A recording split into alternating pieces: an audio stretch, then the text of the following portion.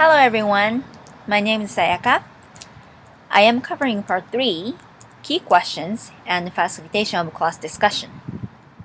So far, we have talked about why the voting rights for women is important in Saudi Arabia, who and how it matters, and how it is related to global citizenship, making connections between the world and us in the United States. We also discussed who would be responsible for women voting rights and the possible consequences for this action. Compared to other Middle Eastern countries such as Jordan, United Arab Emirates, Kuwait, Iraq, and Syria, restrictions on women in Saudi Arabia is a lot stricter.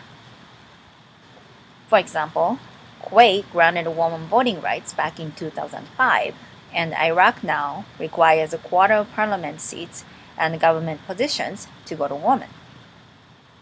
Also in Syria, women are members of parliament, cabinet ministers, and one of the country's vice presidents.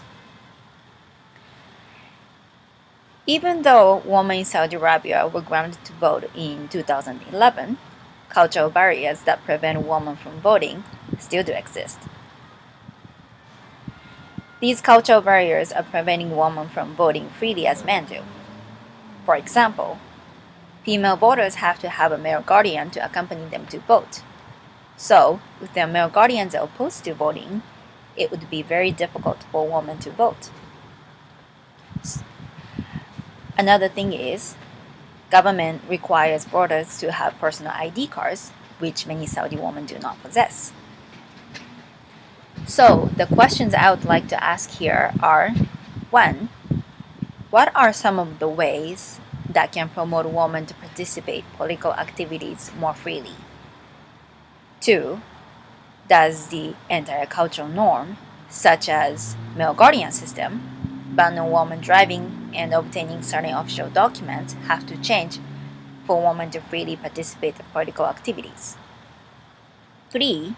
What are some of the consequences that might happen due to the woman's larger participation in the society of Saudi Arabia? What do you guys think? Thank you for listening and watching. I will leave you guys with some food for thoughts and say goodbye for now. Thank you.